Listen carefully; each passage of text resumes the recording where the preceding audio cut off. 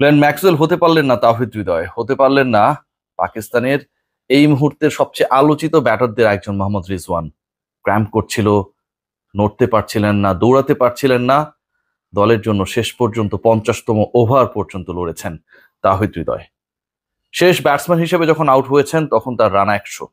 আর যখন ক্রিজে লড়াইটা শুরু করেছিলেন মূলত ষষ্ঠ উইকেটে জাকের আলী অনিকের সাথে, তখন বাংলাদেশের রান মাত্র 35, 5 উইকেটের বিনিময়ে। বাংলাদেশ ভারতের কাছে হেরেছে। বাংলাদেশ শেষ পর্যন্ত খেলা জমিয়ে রাখার চেষ্টা করেছে। শেষ পর্যন্ত যারা আমরা বাংলাদেশ দল পারফরম্যান্স 3টা 0, 3জন বাংলাদেশের প্রসিদ্ধ ব্যাটার 0তে আউট হয়েছেন, মাত্র 8টা বল খেলেছেন 3জন মিলে। সমালোচনা করছিলাম, রিয়াকশনস দিচ্ছিলাম সবাই, তারপরও আশায় বুক বাঁধছিল যে কোনো কিছু একটা হলে হতেও পারে। যখন ইন্ডিয়ার 4th উইকেটের পতন ঘটলো তারপর তো সবাই নড়ে চড়ে বসেছিল। কে এল রাহুলের ক্যাচ মিস করলেন জাকের আলী অনিক। একদিকে হিরো, অপরদিকে যেন ট্র্যাজিক হিরো। জাকির সেই ক্যাচ মিস করার পর যেটুকু আশা ছিল সেই আশাটুকু শেষ হয়ে যায়। বাংলাদেশ যে এক্সপেকটেশনস ছিল এবারে চ্যাম্পিয়ন্স ট্রফিতে, সবার এক্সপেকটেশনস, বাঙালিদের এক্সপেকটেশনস যেন ইন্ডিয়ানদের থেকে অনেক স্কাই হাই ছিল, যে ভারতের বিপক্ষে পরাজয় দিয়ে আসর শুরু করবে, সেটাই পরিণত হলো বাস্তবতায়। এই ম্যাচটা বাংলাদেশ হারলো কোথায় সেই আলোচনায় যেতে চাই, ডেফিনেটলি যাব। তবে তার আগে আপনাদেরকে একটু বলতে চাই যে আপনারা যারা এই মুহূর্তে গরমের এক্সপেরিয়েন্স ফিল করছেন, মোটামুটি ওয়েদার গরম হয়ে গেছে, তাদের সবার জন্য আপনাদের লাইফের পারফরমেন্সকে কুল করার জন্য কুল নিয়ে এসেছে কুল ডিও স্টিক। এর অত্যাধুনিক অর্ডার ফাইটিং ফর্মুলা আপনাকে রিফ্রেশ রাখবে, ঘামের দুর্গন্ধ দূর করবে এবং 24 আওয়ার্স দারুণ ফ্রেগনেন্স দেবে। বাংলাদেশের ব্যাটিংয়ে সেই ফ্রেগনেন্সটা আসলে দেওয়ার চেষ্টা করেছেন দুজন ব্যাটার, ওই যে বললাম তাওহিদ হৃদয় এবং জাকের আলী অনিক। ষষ্ঠ উইকেটে তারা 1.5 শতাধিক রানের যে পার্টনারশিপটা করলেন, সেই পার্টিকুলার পার্টনারশিপ চ্যাম্পিয়ন্স ট্রফির ষষ্ঠ উইকেটের ইতিহাসে সর্বোচ্চ, বাংলাদেশের 6th উইকেটে হাইয়েস্ট, ভারতের বিপক্ষে পৃথিবীর যে কোনো দলের ওয়ানডেতে ষষ্ঠ উইকেটে সর্বোচ্চ। কোন পর্যায়ে বাংলাদেশ বিপর্যস্ত ছিল বা একটা দল বিপর্যস্ত ছিল যেখানটায় 6th উইকেট পার্টনারশিপ এতগুলো দিক থেকে গুরুত্বপূর্ণ হয়ে ওঠে।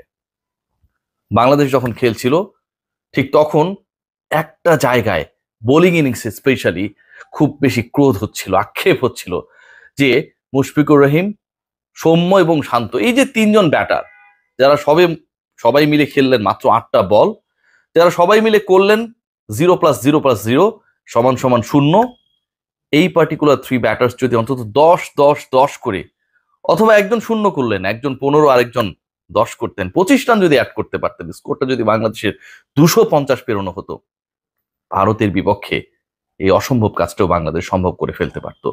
আমি বারবার আমার প্রত্যেকটা আলোচনায় বলার চেষ্টা করেছি যে দুবাই ইন্টারন্যাশনাল ক্রিকেট স্টেডিয়ামের ক্যারেক্টারটা অনেকটা আমাদের মিরপুরের হোম অফ ক্রিকেটের মতো।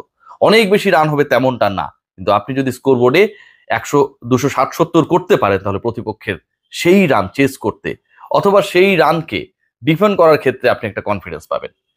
এন্ড অফ দ্য ডে সেটাই হয়েছে। বাংলাদেশ 230-এর কাছাকাছি গিয়ে থেমেছে। বাংলাদেশ দলের 3জন ব্যাটসম্যান 0তে আউট হয়েছে। বাংলাদেশ 35-এ 5 উইকেট হারিয়েছে। বাংলাদেশ অসংখ্য রান আউট মিস করেছে। বাংলাদেশ যেই সময়টা মোমেন্টাম ক্রিয়েট হচ্ছিল, তাসকিন আহমেদের বলে কে এল রাহুল আউট হয়ে যাচ্ছেন, জাকের আলী অনেক ক্যাচ নিতে নিতেও শেষ পর্যন্ত নিতে পেলেন না। সবচেয়ে ইন্টারেস্টিং পার্ট যেটা, যে জাকের আলী অনিকের খেলার কথা ছিল বা ছিল না, তাওহিদ হৃদয়ের খেলার কথা ছিল বা ছিল না, একটা আলোচনা চলছিল মাহমুদুল্লাহ রিয়াদকে নিয়ে। কারণ মাহমুদুল্লাহ রিয়াদ আমরা গতকাল পর্যন্ত কনফার্ম ছিল যদি খেলছেন তাহলে বাদ পড়বেন কে, সেই বাদ পড়ার লিস্টে আসলে এই দুজনের একজন যখন থাকেন, সেই দুজনই তখন খেলে ফেলেন মাহমুদুল্লাহ থাকার কারণে। সেই দুজন মিলে যখন সেই মহাকাব্যিক পার্টনারশিপ করেন, তাওহিদ হৃদয় 50 পূরণের পর যেভাবে অ্যাটাকিং ক্রিকেট খেলে, রিশাদ হোসেন যখন ব্যাটিং এ এলেন 7th উইকেট পার্টনারশিপে আকসারকে যেভাবে পেটালেন, একটা সময় মনে হচ্ছিল বাংলাদেশের রানটা 250 ছাড়িয়ে যাবে, যায় নাই। টিম ম্যানেজমেন্ট দীর্ঘ সময় ধরে মোস্তাফিজুর রহমানকে ক্যারি করছেন। মোস্তাফিজ বিপিএল এ ভালো করতে পারে না, আইপিএল এ দল পায় না, মোস্তাফিজ যেন তার ছায়া। এবং এই ম্যাচে বাংলাদেশ দল একজন যে স্পিনারকে মিস করেছে, এটা নিয়ে কোনো ধরনের ডাউটের সুযোগ নেই। আপনি যদি খেয়াল করে দেখেন যে বাংলাদেশের বোলিং ইনিংসটায় একটা সময় সবাই যেন প্রার্থনা করছিল যে 2-2-4 ওভার বা 4 এবং 2+6 ওভার বাকি ছিল দুই স্পিনারের, মেহেদী হাসান মিরাজ এবং অসাধারণ বল করা রিশাদ হোসেন। তারা যখনই বল করতে আসেন না কেন, তার আগে যেন একটা দুটা ইন্ডিয়ার উইকেট পড়ে। ব্যাটাররা ওয়েট করছিলেন এই দুই বোলারের কোটা কখন শেষ হবে, তারপর তারা খোলস ছেড়ে বের হবেন। শুভমান গিল যেন এই ম্যাচে বাংলাদেশের তাওহিদ হৃদয়ের ভূমিকায়, হৃদয় যেমন এক প্রান্ত আঁকড়ে রেখেছেন, সেঞ্চুরি করেছেন, হাঁটতে পারছিলেন না, দৌড়াতে পারছিলেন না, শেষ পর্যন্ত লড়ে গেছেন, শতক পূরণের পর বারবার উইকেটের পাশে শুয়ে পড়েছেন, হাল ছাড়েন নাই। শুভমান গিল যেন সেই ভূমিকায়, কিভাবে ফিনিশ করে আসতে হয় টপ অর্ডারকে, সেটা যেন চোখে আঙুল দিয়ে দেখিয়ে দিয়েছেন শুভমান গিল। বাংলাদেশের এই পরাজয় আমার কাছে মনে হয় যে সব দিক থেকে অনেক বেশি হতাশার। ইন্ডিয়ার সাথে বাংলাদেশ পারবে না, বাংলাদেশ পরাজিত হবে, ভারত বাংলাদেশকে হারিয়ে দিবে, এই যে আমাদের এক্সপেকটেশনস বা ক্যালকুলেশনস গুলো অবশ্যম্ভাবীভাবে এটাই হওয়া উচিত।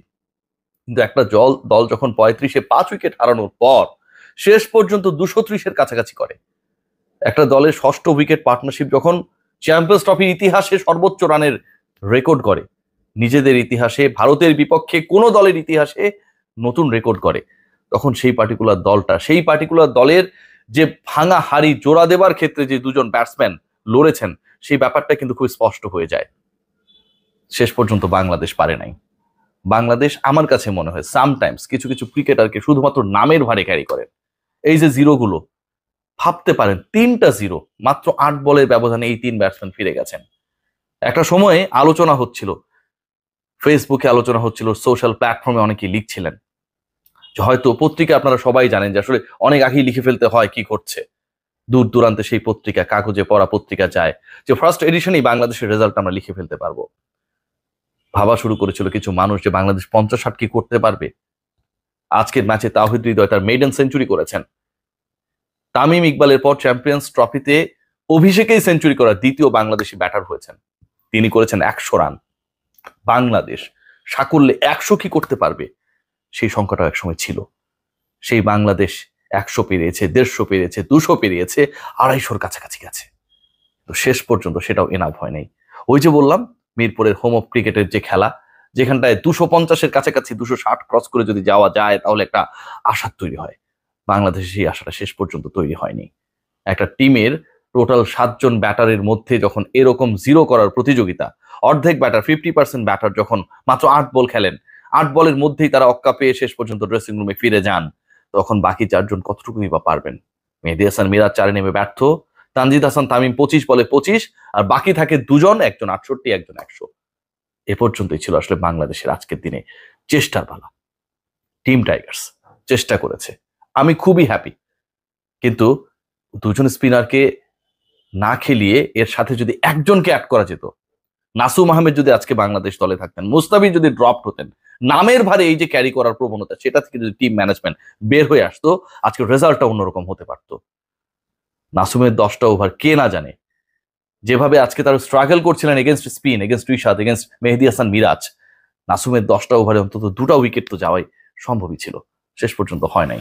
কারণ আমরা ওই যে নামের পেছনে ছুটি, নামটা যখন Mustafiz, then he is a automatic choice. সবাই ভালো থাকবেন।